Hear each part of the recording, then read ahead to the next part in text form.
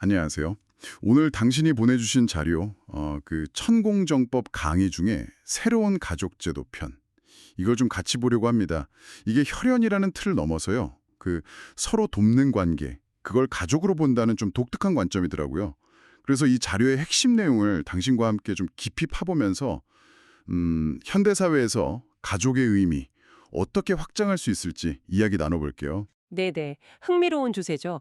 특히 뭐 프랑스 PACS나 아니면 일본, 서울시 같은 곳에서도 그 법 테두리 밖의 관계들 있잖아요.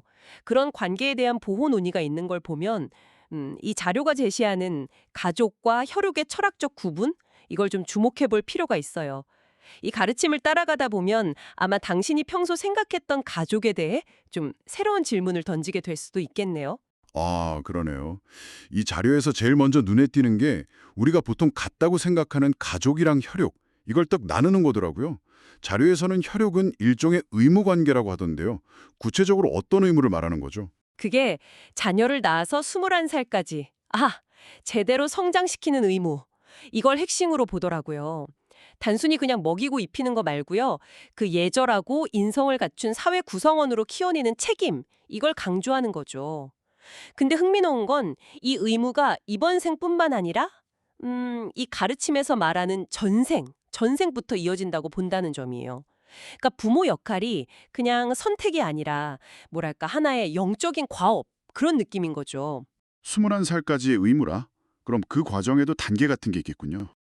부모, 그러니까 혈육의 진짜 의무는 예절과 인성 뒷바라지라는 관점이에요. 이걸 제대로 못하면요, 부모한테 평생 응어리가 남고 자녀 관계도 좀 어려워질 수 있다. 이렇게 지적하더라고요. 와, 그 의무에 대한 부분이 상당히 구체적이네요. 그렇다면 이 관점에서는 혈연의 관계가 저절로 가족이 되는 건 아니겠어요? 그럼 진짜 가족은 어떻게 만들어지는 걸까요? 바로 그거죠. 핵심은 서로를 위하는 쌍방의 노력입니다. 이게 진짜 중요해요. 혈육이든 친구든 뭐 사회에서 만난 인연이든 상관없이요.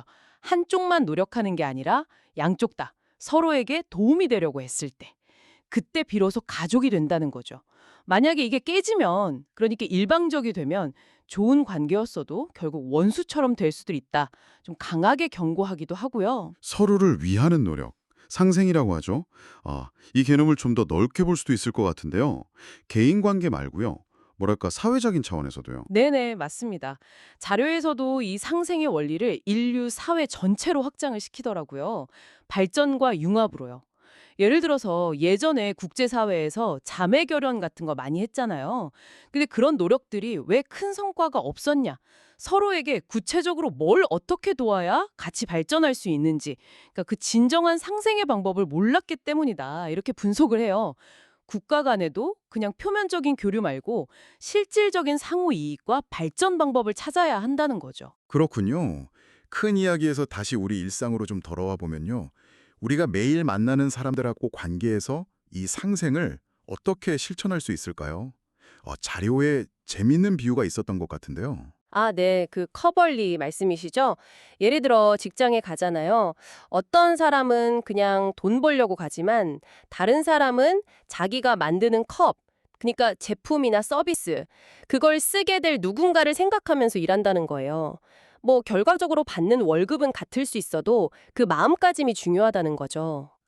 그 마음가짐의 차이. 그게 결국 어떤 결과로 이어진다는 걸까요? 다른 사람을 이롭게 하려는 마음. 이 자료에서 특히 강조하는 게 홍익인간 정신이잖아요. 세상을 널리 이롭게 하려는 마음으로 살아갈 때 바로 그때 개인의 진짜 발전과 성장이 이뤄진다. 이렇게 주장을 하는 거죠. 그러니까 내 이익만 생각할 때보다 오히려 다른 사람, 공동체를 위하는 마음이 나 자신을 성장시키는 더 큰 힘이 된다. 뭐 그런 이야기입니다. 네, 오늘은 혈연이라는 익숙한 울타리를 좀 넘어서요. 서로 간의 어떤 의식적인 노력, 헌신, 이걸 통해 만들어지는 관계, 즉 가족의 새로운 의미를 탐구하는 천공정법의 관점을 살펴봤습니다. 타인을 위하는 게 결국 나의 성장으로 이어진다는 메시지가 참 인상 깊네요. 마지막으로 당신에게 이런 질문을 한번 던져보고 싶네요. 만약 가족이라는 게 정말 혈연을 넘어서 서로를 위한 노력으로 만들어지는 거라면요. 당신의 삶 속에 있는 여러 관계들 있잖아요. 혈육, 친구, 동료, 이웃까지도요. 이런 관계들을 어떤 시각으로 바라보고 또 가꿔내 갈 수 있을까요? 당신의 일상 속에서 실천할 수 있는 작은 상생, 그게 어떤 모습일지 한번 생각해 보시는 것도 좋을 것 같습니다.